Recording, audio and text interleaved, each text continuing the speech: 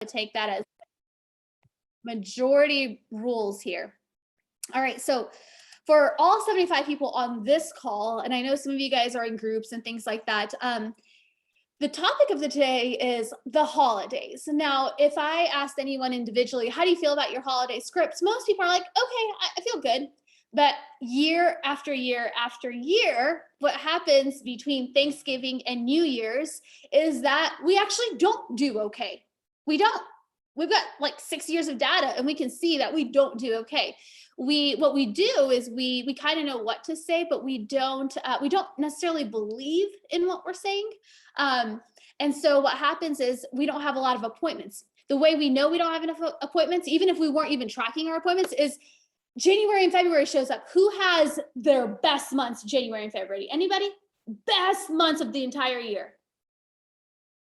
Cool.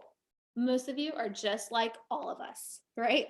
And so let's talk about how historically we don't have to have seasonality. Now, who lives in a city where you have snow like for 6 months of the year? Anybody? No? Cool. That means seasonality does not matter for us. So when you hear the word seasonality in a real estate business, what they actually mean when they say seasonality is if you live in the Northeast, if you live in the North, if you live in Alaska and it is snowing 6 months of the year, would you have seasonality? Yes, you would, because you can't freaking get around. But here in Texas, we do not have seasonality. That is just like a cop-out that we have, guys. So seasonality, especially with rates in the low threes, should not exist for us. What we have is sometimes a lack of confidence, sometimes a lack of skill, sometimes a lack of consistency in our lead gen, right? So we have Michael Brown from Sacramento this morning. Who knows Michael? Anybody in the room? Michael, you're going to be new to all of us. I'm going to go ahead and spotlight you, sir. All 76 people will see you. It's going to be a little bit awkward, but you're great. You're wearing your place shirt, so it's not so awkward. Michael is from Sacramento, California. I'll give you some of his highlights. He's a top agent in Northern California. He's going to close about 40 deals this year. Michael, what's your average price point in Sacramento? I'm not really sure. Oh goodness, it's going up. Right now, we're probably in the 500,000 range. Okay, hey, 500,000, we'll all take that, right? So selling $20 million a year is not, all of us would be happy for it, right? He's been part of the Benkeny team with Jake DeRosa for the last 3 years. He's really good at scripts. He's good at dialogues. And so I asked him to jump in today to talk to us about holiday conversations. And then if we have time, we can talk about any scripts and objections. But here's what I see happens every year between Thanksgiving and Christmas. 3 things if you want to write them down. Number 1 thing is we zone out and we don't really do much for 6 weeks. That is sometimes what happens, right? It's happened to all of us at some point, probably. Number 2, we work really, really hard and we get a lot of appointments and we get them people going and we have an awesome Q1. We feel good. We're ahead of the pace and we're not stressed the rest of the year. That's option number 2 that happens. I see a lot of option number 3. Option number 3 is we work really hard, but we don't actually believe anyone will do anything. So we work really hard at going through the motions. Has anybody ever worked really hard at going through the motions? Not getting the result, maybe not even believing we could get the result, but man, you did the work. You said you were going to do $1,000 day, 1,000 dial day, and you did the 1,000 dial day, right? With purpose, without purpose, but you did it, right? High five, pat on the back. Our goal today is to become confident in these conversations of this season and also comfortable really reframing any objections. So hit the chat box if you got any questions and I'll monitor that. Michael, give us your background. Where are you from? How did you get here? Got a family? Got any real estate? What's up? Yeah, sure. So I was basically growing up my whole life in California. Grew up in the Bay Area down. I'm sure you guys have heard of San Francisco area. So my hometown's about 20 minutes south of San Francisco. And kind of growing up, spent most of my life down there. My wife and I, we got married. We settled up here in Sacramento. It's kind of between both of our families now. So it's that nice balance there. And my reason for getting into real estate is really, I had a really good friend down in the Bay Area that was in real estate and really encouraged me. And, I was moving, getting married, and kind of wanted something that was going to bring in some more money than what I was doing at the time. So, jumped into it full swing, and it's a lot of fun, making that move, starting a family essentially, and being the sole provider of the commission only job, right? So you have to figure out how to make it work there. But yeah, so I've been in Sacramento now, just over 3 years. I started out basically with Jake's team here, and haven't looked back since. I've loved just the training, the systems that we have here at Place. It's just been phenomenal. So. So you sound a lot like the rest of us, right? Almost doesn't make sense, but we did it. We got into real estate and we made it happen. And now there's a lot of benefit on the other side of it. Did you just buy another house, or are you buying another house right now? Yeah, so I bought my first house about a year and a half ago. So I would have been just over a year into real estate. I actually couldn't qualify on my own, even though I was making enough money and had the assets. So my mom co-signed with me. So we got in a house early, beat the market appreciating, which was awesome. And so that's been our house for the last year and a half, a little bit over a year and a half. And then my wife and I are actually expecting our first child. And so we knew we were going to need some more space here coming up within the next year. So one actually popped on the market in our neighborhood. I know Ben always talks about putting yourself in a position where if you want to take advantage of an opportunity, do it. So I was just thankful that we were in a position where we could put an offer on the second one. So we jumped in and grab this. So yeah, just super excited. Within really a year and a half, less than 2 years, bought 2 properties. One's a rental property now, then second owner occupied. So I love that. I appreciate your humility that number one, you made it happen with your first property however you could. And sometimes we get so like in this hamster wheel of everything has to line up just perfectly, and we miss the market. We miss like the best time to buy is the second that you can, right? And it's not your dream property because obviously you moved on from it. So way to go on that. I love that. Love that. Do what you can, you guys. Buy the first one, right? Cosigner, cool. Got it. Right? Not your dream property, even more cool. You won't want to be in it forever. You're going to turn it into a rental. I love that. I love that. Awesome. So do you want to start us off actually start us off wherever you want. I know you do a lot of power ups for your own team. I just thought about let's talk about mindset, reframing, any stories you want to share, how you move people forward, and then any good closes, and just go with it wherever you want to go. We're here for you. Yeah, sure. So, the topic of holidays, a lot of times we get those objections. Hey, I'm going to wait till after the holidays, or I want to do this in spring and all that stuff. And, we as humans as well, we also want to enjoy the holidays. And so I think a lot of times our mindset around it is we start thinking, well, yeah, I'd want to enjoy the holidays too. So we don't want to feel pushy on stuff. And we have the mindset, oh, I'm bothering this person by talking to them or by trying to get them to do real estate. And really, that's a dangerous mindset to have. I think that's a dangerous mindset to have towards any objection, because you go away from, I don't like to be pushy, but I would say persistent on talking to someone. I think we miss out on business or opportunities because we're not persistent enough, right? And so one of the things that I've worked really hard on, and I kind of, with Jake, we took some stuff that Anthony Zapata does, also Joel Rico, if you've taken his class on persuasion, some stuff that he does as well. And we've kind of come up with a framework on, number one, just how to handle objections in general, without using any fancy scripts necessarily. I mean, those are great to have. I think you should have good scripts for at the appointment. But I'm more concerned with how can I get past an objection to set an appointment versus how can I handle the objection on the phone. I'll handle it at the appointment. I just want to get in front of the person so that I have an opportunity to sign them as business. And so when I approach, really any conversation, but especially this time of year, my first approach is, hey, can I get this as right now business? Or if they ultimately don't end up doing anything right this second, can I sign them so that when they do go to the market at the beginning of the year, that's my listing. They're already taken care of. It's future business coming up that I've already signed. I'm not going to miss out on it, because reality is, hey, sometimes the holiday objection is just an objection that really we can get past, and sometimes it's a condition, right? It just depends on what that looks like. So what I want to do is I actually want to share this framework with you guys. So I'm going to pull up my screen here, and everyone can see this screen here. Yes. Okay, cool. So this is the framework that we've kind of come up with on how to handle objections without handling them, how to get past them, how to get appointments without actually handling an objection. So for me, the first step is I actually want to repeat back the objection that I get. And really, before I get to this point, I want to understand the person's motivation for moving, right? At this point, we've already kind of had some conversation with them, asked some questions. I kind of want to know what they're trying to do. And now they've told me that they want to wait on doing it, right? Because really, any objection relates back to wanting to wait. And so with this one, so let's say they told me, I want to wait until spring, or I want to wait till after the holidays. I want to repeat that back to them in kind of a slightly different way than what they told me. I don't want to necessarily parrot it back to them like I'm just repeating them, but I want to make it seem like I've heard them. They want to feel heard and that they've been listened to. So if someone says I'm waiting until spring, oh wow, so you're wanting to wait until the springtime, right? And they'll say yeah, I want to wait till spring, and I want to understand more about that, because to me, I want to wait till spring. That is not an objection I can handle. I cannot move spring any closer to now than it is. It'll get here when it gets here.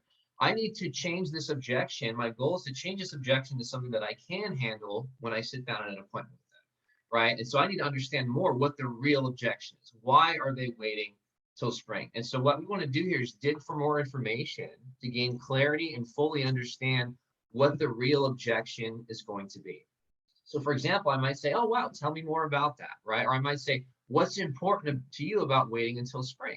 And they might share with me that, oh, well, the market's going to be better in spring, or, maybe it's that they wanted to, wait through the holidays. Oh, I don't want people coming through my house in the holiday, whatever that looks like. They're going to give me more information, and I can keep digging on that until I get to the root of what the objection is. So let's say they said my house is going to sell for more money in spring. Great, awesome. So now I want to reframe the objection, right? So I understand now, just being an agent, understand, okay, they're concerned about the money, right? That's what they've shared with me, is they're concerned about how much money is coming in their pocket. And so I want to reframe this. And what I mean by reframe is I want to change the objection into something that we can actually handle when I sit down at the appointment. So what I might say in that particular example is, okay, so what I'm hearing is that when you do sell, that you want to net the most amount of money, or that it makes financial sense for you. Right? A lot of times I come back to financial sense, and they're going to say, yeah, right? I can handle that. I can look at numbers. I can go off what they want to net and what's important about that, and look what we can get from the sale and how much it maybe costs to buy the next house they want. And I can see if the numbers make sense. That is something that I can actually handle, right? And so once they agree with me on the reframing, now I do something called isolating the objection, right? And the point behind this is it's a technique to either confirm that there's only that one objection, or to flesh out any other objections that they might have. That way I can handle them all at once, versus I handle the objection and then they give me another one, and then I try to handle that one, and then they give me another one. And when we practice scripts at our office, what we do is if someone doesn't isolate, we just keep giving them objections until they isolate the objection, right? Until they isolate, so we get that practicing.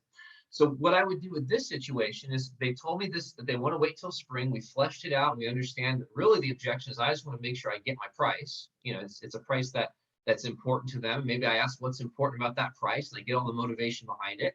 And now I'm going to say, okay, aside from just making sure that this is a good financial decision, or that you're getting the amount that makes sense for you, is there anything else that's preventing you from moving forward now, or is that the only thing? Right? I'm going to isolate that objection. If that's the only thing, great, it's time to close, right? And if they give me something else, I'm going to kind of go back to step one and work my way back through and kind of understand what the objections are.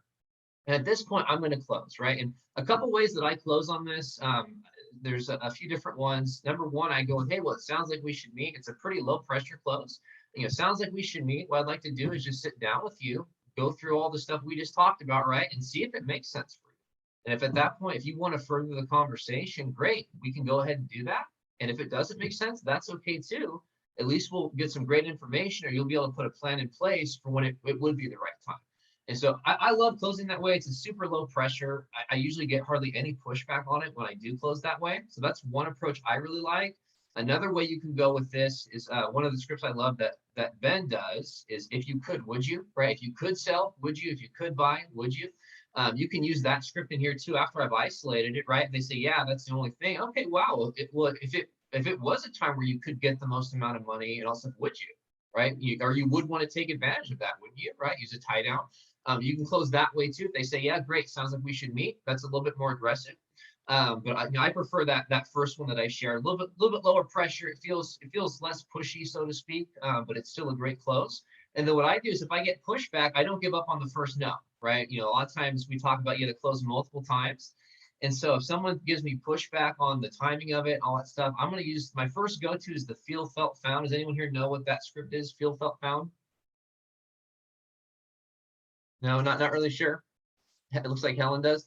Yeah. So for me, what feel, felt, found is I just relate to them. Hey, I totally understand how you feel. In fact, a lot of the clients that I've helped have felt the same way. And what I found is that when we go ahead and meet ahead of time, whether it makes sense now or down the road, you're going to get that information to help you make a decision, right? Or, you can kind of relate it back to whatever it is. It helps you connect with them. Hey, I know what you're going through. I've done this 100 times before, and this is what we know from our experience. Let me sit down and share it with you. That's the power behind that script. And if I get pushback after that, when I go to the 5 times close, which is essentially, hey, I totally understand, and that's exactly why we should get together. I'm not trying to help you make a bad decision. I wanted to give you enough information to help you make a good decision, right? And you can use that one over and over. Hey, I'm not trying to get you to make a bad decision. I just want you to help give you enough information to make a good decision. And so those are some that I use behind that. Now, that being said, I think the most important part about this script, or this framework, so to speak, is not really a script. It's more of a framework of how to have a conversation or how to get past these objections without handling them. You'll notice I didn't actually handle anything. I just got clarity on it. I think the most important part is reframing the objection, right? Actually changing it into something that we as agents can handle. Now, one thing that I did with our team is we sat down in a power one time and we went through all the objections we could think of, whether it's wait till spring, whether it's I don't have my down payment, or I'm saving up money, or I want to get my, whatever that looks like. And we found out that essentially the root of all these objections really relates down to like 3 different objections, right? So we have this big tree of all these different ones, and we dig down on them. There's really only 3 or 4 that we're going to see. And a lot of times it comes down to the money, right? The financial aspect of it. If you guys are in a low inventory market like we are, sometimes I hear, oh, well, I can't find a house that I want to move to, right? And so I might dig on that. Oh, tell me more about that. Oh, we just don't want to, be forced of our house and not like the next one. And I might reframe that into a way of, well, okay, so what I'm hearing is that if you were to move, you want to make sure that you're not settling, right? That house that you get is the perfect home, all that stuff, right? And I can handle that. Hey, if we can find that house for you, you wouldn't want to miss out on an opportunity, right? I can provide that, but if I'm saying I'm going to wait, right? It can relate down to, okay, well, you just don't want to settle. We want to make sure we find the right house for you, right? And so that being said, there were a couple of objections that were provided me related to the holidays, and I want to talk about, okay, given these objections that we have, how can we reframe them in a way that we can handle them, right? I want to wait till after the holidays. Well, again, I can't make the holidays pass any sooner than they're going to. Is there a way that I can reframe these? And some of it comes to basically digging more on that and finding a way to actually turn it into a handleable objection. So I'm going to give a couple here that I was given. I want to talk about how we can reframe it. So the first one I was given is we don't want to be interrupted with showings during the holidays, right? So that's the objection that I'm given, and maybe we'll repeat it back and they'll confirm it. And so I'm gonna just open it up to the floor here. Given this framework here, what's the next thing that we can say that can help us get towards reframing that objection?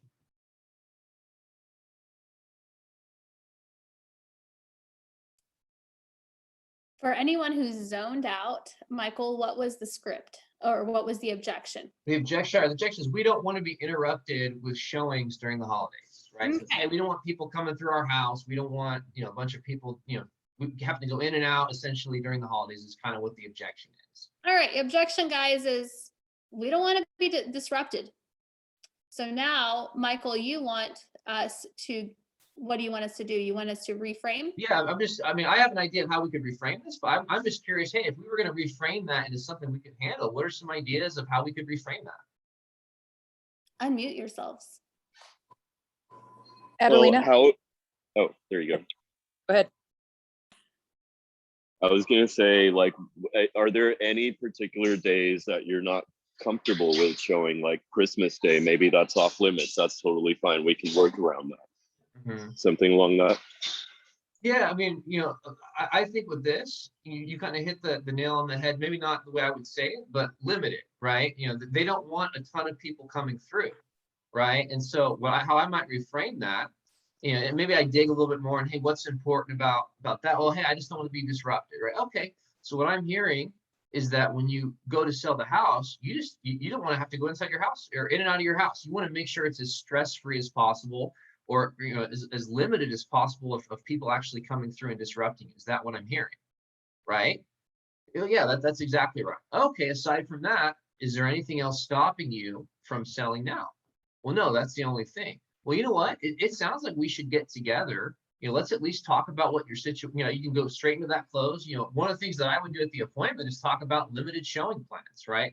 I've had clients that we've sold their house without even one person coming in the property. We do something called offer subject to inspection. Here's a Matterport of the property. If we can show you a way we can actually have people tour the property without even coming through the house, that'd be something you'd be worth talking about, right?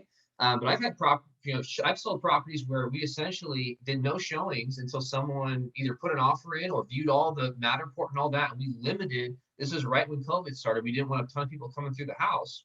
We limited how many people came through, right? And so that's something that we can actually provide to them at an appointment, but I don't have to go into detail and all that. I can tease it over the phone. Hey, aside from that, is there anything else stopping you? Okay, great. Well, if I could show you a way we could actually do this, and you could catch the great market we're in now without having people come through your house, now that's worth a 20-minute conversation, right? Yeah, well, that might be, right? So that's a way we can close it, right? So that's that first one there. We don't want to be disrupted. The next one I got, we have a bunch of presents under the tree, and we don't want strangers in our house.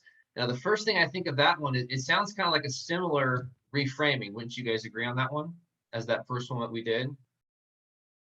Yeah, you know what's interesting, Michael, as I hear this is we are so conditioned to go handle the objection. Like our first thought when somebody gives us something, we're just like, but we got to handle the objection. And you're teaching us to wait. Before you handle the objection, reframe it. So presents under their tree, how would you reframe something like that? So I kind of reframe it the same way. They said, we don't want strangers in the house. And they say, we have presents in our tree. Oh, tell me more about that. What's important about that, right? I want to understand it. Well, hey, I don't want a bunch of strangers in my house stealing our presents. Okay. So what I'm hearing is that if you were to sell, you don't want a bunch of people disrupting your lifestyle and getting you in and out of the house and, coming through all your stuff. Is that what I'm hearing? So you can enjoy the holidays. It's the exact same reframe as the first one. Does that make sense? When I talk about these objections really come down to 2 or 3 reframes, that is the truth. Now, again, I don't want to assume what the reframe is going to be. I need to ask the questions and have them Socratically answer it, right? I don't want to someone might tell me that they don't want to, buy a house right now because they're in a lease. I just don't want to assume that they're concerned about the lease break penalty. That's probably the reason they don't want to do it. But I want to lead them to that road of discovery. I'm going to ask, okay, what's important about that? What's your concern about breaking the lease? Let them tell me, so that way that they get a chance to share it. I don't assume, because if I assume, like, let's say someone says, I don't want to sell my house during COVID. It could be 5 different things. Maybe they don't want people coming through their house because they're concerned. They might be concerned about the market. You have to ask those questions to understand what the real objection is. That's why we dig and repeat back and try to flesh out what the actual objection is. But once I understand it, now I can reframe it into something that I can handle. So for me, those first 2 are the same. They essentially don't want people through their house during the holidays. And it comes down to, hey, if we could sell it in a way where people aren't coming through your house and you can still capitalize on the market that we're in, was that something you'd be interested in talking about? Or you would be interested in talking about that, wouldn't you? Right? We can use the title there. Next one I got right here is I can net more money for my house in the spring when there are more buyers looking. Again, we always jump to that, hey, there's more buyers, but now the ones here are more motivated.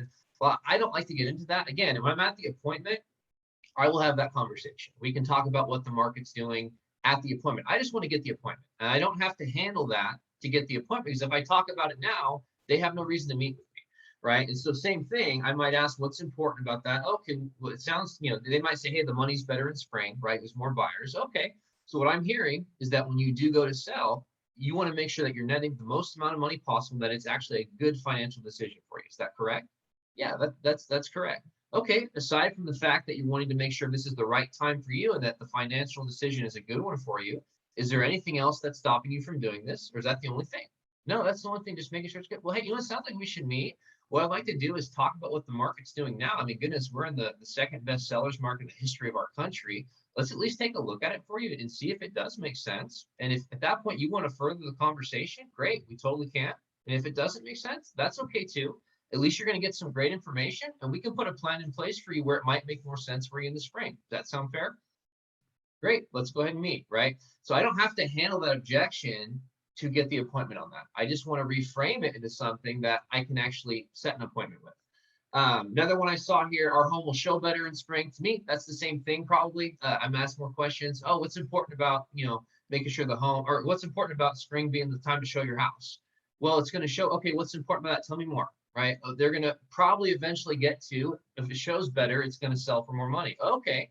So what I'm hearing is that when you go to sell your house, you want to make sure this is going to net the most amount of money or that it's a good financial decision for you. Is that correct? Yeah, that's correct. Great. Aside from that, is there anything else stopping you from doing this? Or is that the only thing? Right. And you can kind of see how it's the same framework and how all these objections that we get, even though on their face, they seem different. If you dig on them and get to the root objection as to why they are waiting, a lot of times it comes back to the same things as far as how we can reframe these. So it to me, it's the same with I want to wait till spring. It can be the same with a buyer, right? Hey, I don't have 20% saved up. Oh, what's important about that? I've heard that you need 20%. Okay. So a lot of times it comes back to, hey, what I'm understanding is that you want to make sure when you buy, it's the right financial decision for you, right? Well, let's go ahead and sit down and talk about it, right? It's the exact same stuff. And so that being said, I've kind of gone through the framework on it and how I handle all those different things. I think we have a few minutes left.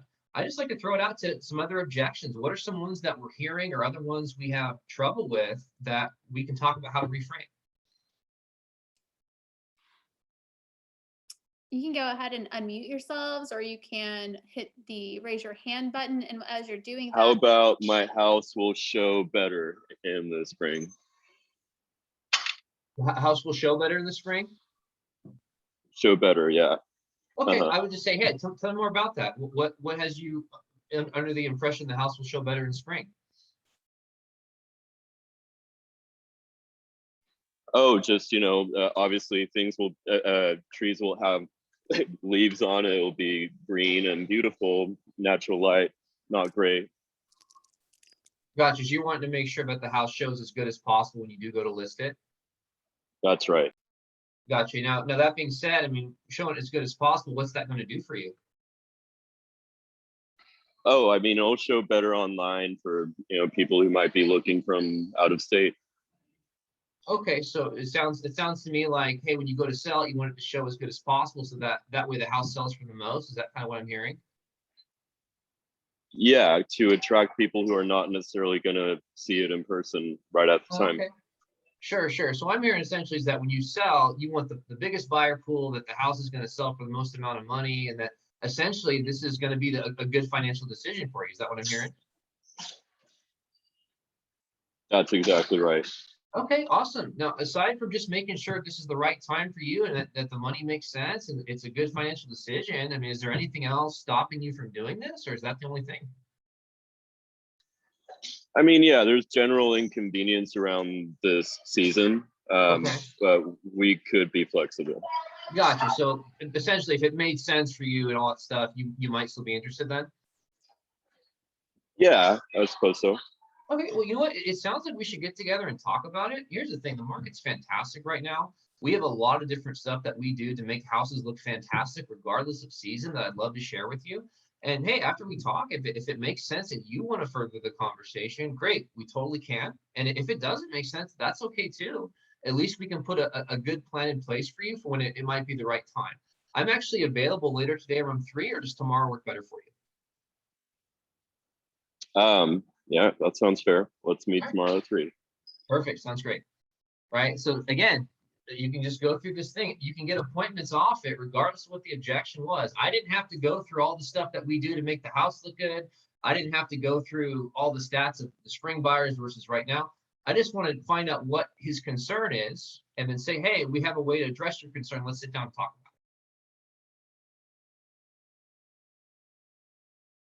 about I love that. Misty is up. I've been looking at the market and I just don't know where I would move to. How can I find a house? Oh, Like gotcha. that's, if I sell my house, where am I going to go? Oh, for sure. So you want to make sure, it sounds like you're looking for a home in the area then, or out of state move? Yeah, I'm trying to upgrade, but Okay. I'm looking on the market. Everything's under contract in like one day. And I know it's really competitive. So that's my biggest concern is where am I going to move to? Okay, wow. So it sounds to me then when you do make this move that you don't necessarily want to settle on the house that you purchase. It's, hey, I got to have a place I'm going to go that I'm actually going to enjoy, right? Right. Okay, awesome. Now, aside from the fact that you're just wanting to make sure that that house you move to is the right fit for you and you're not settling on the property, is there anything else that would stop you from moving forward? Or if you did find the right house, would you? Yes, if I found the right house and I could actually win the deal, I would sell. Okay, awesome. Well, it sounds like we should get together.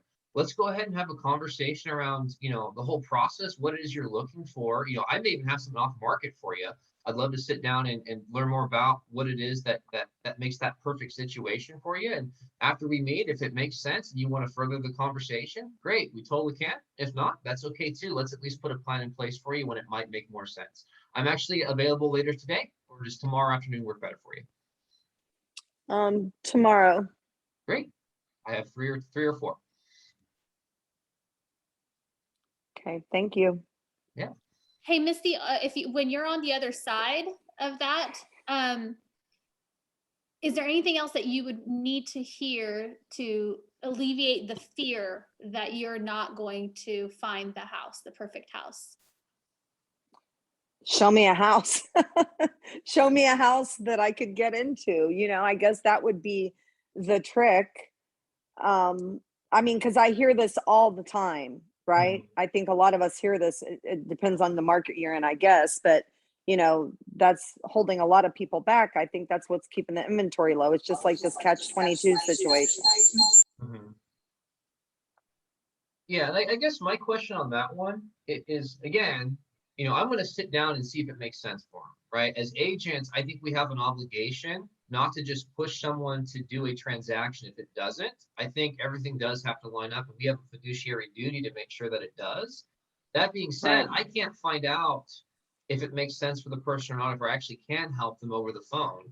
I want to meet with them and at least sit down and learn more about what the situation is and see if I can help. I want to get the appointment and I can handle that, at the appointment. I'll give an example.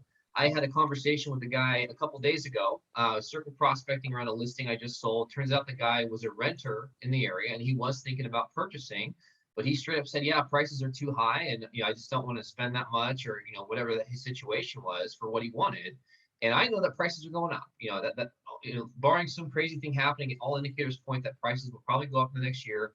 We'll probably see interest rates go up too, which means higher expensive houses and less affordable.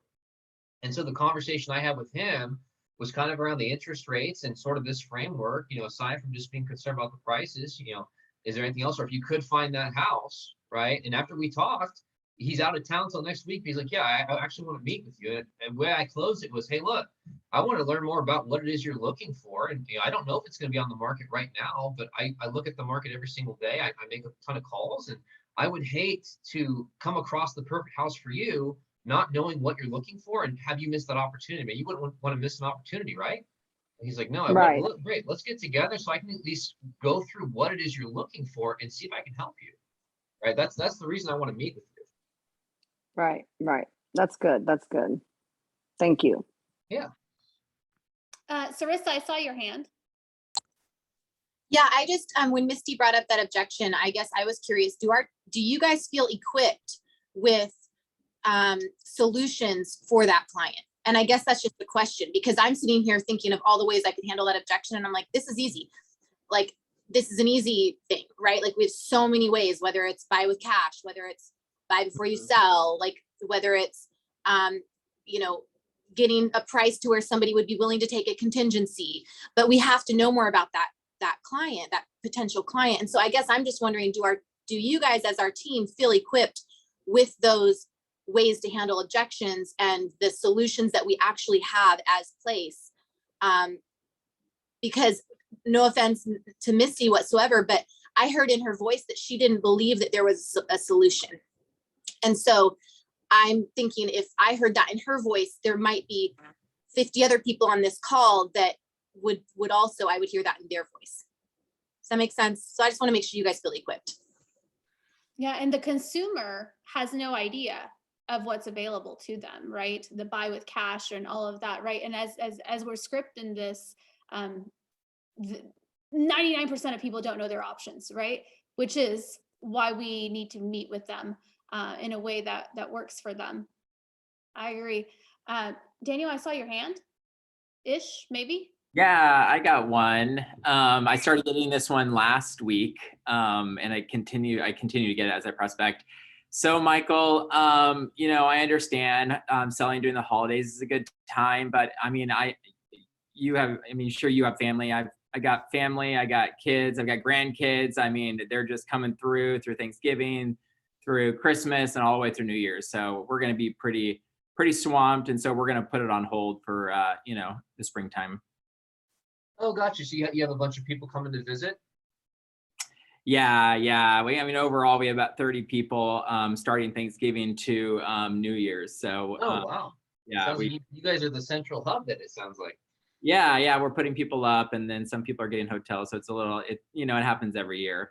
Okay, gotcha. So let's say you did have it on the market, during that time. What would the biggest concern be then? Another thing to think about, we're still holiday shopping, we're still planning family festivities, and to have someone, really have people come through our house, or and just another, I don't need another thing to think about. Gotcha. So it sounds to me like then if you were to sell during this time with all the family here, that your biggest concern would, hey, I don't want to be disrupted during the holidays, having a bunch of people coming through, having to be in and out of the house. Is that what I'm hearing then? Yeah, for sure. Especially, having that much family.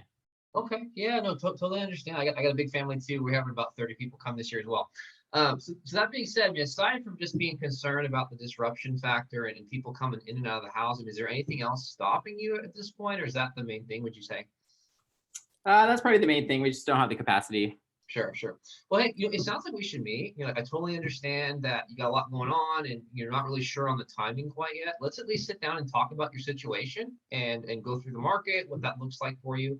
And we actually have some options to sell during this time that completely eliminate disruptions, even, or at least limit them. Let's at least talk it over. And after we speak, you want to further the conversation, we totally can. If not, that's okay too. Let's at least put a solid plan in place for you for when it would make more sense. Now, I'm actually going to be in your area later today around 4, or does tomorrow afternoon work better for you? Tomorrow works. Cool. Are you sure we can't do January? Let's just meet January 2nd. How about that? Yeah, you know what? We totally can. However, I totally understand how you feel on it with everything coming on. A lot of clients I've worked with have actually felt the same way, and we've met this time of year. And one thing that I found is by getting together and actually going through the situation and putting a solid plan in place for you, whether it makes sense now or in January, we'll be able to hit the ground running and not be behind the 8 ball and miss, or at least be stressful getting on the market. Does that make sense? Yep. Great. Well, like I said, let's go ahead and at least sit down for 20 minutes and talk through it and put that plan in place for you. Does today work better, or is later the week better for you? Today works. Yeah, that'd be great, Michael. Just excuse me for my messy house. Oh, no, mine's messy too. And then if you push back again in that situation, I might have said, hey, I'm not trying to get you to make a bad decision. I just want to help you with enough information to make whatever the right decision is going to be, right? So you can keep closing with that. Thank you. Yeah, of course. Perhaps one we can wrap with, Michael. I saw Yvette said, if I sell my house, I can no longer afford in my area. And I want to stay in my neighborhood. But I don't think I can afford my neighborhood moving forward. How do you handle that one? So I would use the same thing. Essentially, what I would say is, if she didn't give me enough information ahead of time, I might ask for more information, or what's important about seeing your neighborhood or whatever. Again, it comes down to the motivation. Is that the only neighborhood you can live in, or are there other neighborhoods too? But the biggest thing with that one that I hear is it sounds like she wants to make sure it's a good financial decision for her, right? And so I would reframe it that way. Okay, so what I'm hearing then is if you were to make this move, you want to make sure that it was the right financial decision for you and that you could actually afford this. Is that what I'm hearing? Yeah, that's what I'm hearing. Okay, great. Aside from that, is there anything else that's stopping you? Or if you could afford it, would you? Well, yeah, if I could, I would. Well, hey, let's get together and talk about it and see what it looks like for you. And if after we talk and go through the numbers, it makes sense and you want to do it, great. We can further the conversation. And if not, that's okay too. At least we'll figure out together what that situation is, and you'll know going forward, or we can put a plan for when it makes more sense. I'll give a story on this one just to kind of wrap us up here. I have a really good friend here in the area. I've been talking to him for 3 years. Really, it's one where he had a family realtor that I worked on becoming friends with for 3 years. So they used me when they went to move. But essentially, he was wanting to get a bigger house, and he was wanting to do it by sometime next year because they just had a kid and want to have another one at some point, and we'll need more space. And I've been talking to him, like, hey, dude, do it, get the bigger house, all that stuff. And he's just not been ready. And the one objection I heard this year was, I don't think we can afford it. Prices have just gone up, which they have. And I know that his house has gone up astronomically too. And so I said, dude, let's just take a look at the financial situation and see if it even makes sense before we decide what you're doing. And so I looked through his value, I looked through his equity, what he could net from the sale. We looked at prices of what he could afford with where interest rates are at. And sure enough, we realized not only could he afford to, way more than he thought, he could put less down than he thought. And so we got him in a situation where he sold his house, netted, I think, 170,000, put 115 down on a much nicer house, and now has $60,000 to do updates to it. And so had we not looked through that, we wouldn't have seen that situation, right? And so, one of the things that's really important is that when we get together with these clients, kind of understanding how to do that, but knowing that, hey, look, we want to see if it makes sense or not. For him, it ended up making sense. And one thing I loved about it too is it kind of went in stages. You get someone to start looking at the stuff and get excited about it. And then the next step was, hey man, let's just get you pre-approved. Let's just see what it looks like. And so he goes and gets his pre-approval letter, and then his wife sends me a house she wants to see. And really, it's funny is once they get that pre-approval or start that process, they're committed at this point, right? Whether with him, he wasn't sure if he was going to do it now or if he was going to do it next year. We just said, hey, let's just look at it. Once he committed to the process, though, within a week's time, he was not only pending on a replacement property, we had his house listed and in contract, right? And so he was just shocked how fast it went from that moment he got the pre-approval. And so that's the thing, is I think understanding some of that stuff is important too, but I don't have to do all that on the phone. That's why you have to meet with me. That's why my expertise is important, and why we want to sit down and go through your situation to see what you can do, right? But I don't have to do it on the phone, because if I do it on the phone, number one, you can just hang up on me, versus in person, it's a lot harder to kick me out of your house. And two, there's no reason to meet with me anymore. If I give away all the goods on the phone, there's no reason to meet with me. That's why I want to sit down with people and actually go through their situation and determine at that point if I can actually help this person or if it doesn't make sense. And I tell them either way. If it makes sense, great. What do you want to do? And if it doesn't, hey, I don't think this makes sense for you right now. I love that. I love that. Michael, while I'm wrapping everybody up, will you pop your information in the chat box so that they Sure. know where to find you for any help? Like, he's happy to help you guys with this, and he's also happy to help you with referrals, obviously. Sarissa, I see your hand. Yes, ma'am. I was just thinking real quick as we wrap. I sat, and I think Adelina, you might have been there, but at WinMate Give probably 3 years ago, Ben did a VIP event. Actually, I don't think you were there. He did a VIP event, and he sat down, and each table got to hear about something that Ben had purchased, whether it was a house or a business or a website or whatever. And the one thing I took away that I still think about to this day is that he found a way to get whatever it is that he wanted, but he had to get to know that person. He had to get to know the seller. He had to get to know what was important to them besides price. And I think about ways he purchased homes, from seller financing to trading homes to, borrowing against another asset to be able to buy whatever it was. And I just think, like, so many times we stop short and we let the client tell us that they can't do it, or we think that there's only one way. And I just want to remind us that, like, we have to get to know people. We have to get to know the seller. I had a seller who had 6 different offers on a property this week. You want to know what? We took a contingent offer above great cash offers because it was high enough more in price that my client was like, I don't have to move. And hell, I'll wait on that contingency because the money makes sense. So just sometimes we write it off in this market that, oh, they'll never accept our client. I just think we have to look at so many other solutions. So that's all I want to leave it with, my last 2 cents. I love that. 100%, 100%. To all of you who raised your hand during this call, number one, it is so uncomfortable, and shout out to you. for getting out of your comfort zone in front of all of your peers and scripting this morning with Michael and giving your objections. Guys, it is not easy. And if it was easy, all 74 of you on this call right now would have done it, right? So never ever feel like it's awkward. This is family, guys. This is family. And so shout out to you. And number two, I heard Michael is really good at closing. I don't know if you heard it, that he closed multiple times, and we sometimes close once or twice and feel like that's pushy, right? Replace the word pushy with persistent, right? And then I don't know if you guys also noticed when Michael was talking, Michael, you like basically closed almost the same way every time, right? And because we heard it over and over, it was kind of like, oh, okay, there, you did it again, nothing new, right? The reality is the client hasn't heard him say it 5 different times in the last 5 minutes, right? The client, like that feels so natural, feels low pressure, feels good, right? And he obviously sells 40 properties a year, you guys. It's 40 more than some of us. It's maybe 10 more than some of us, right? So I like that.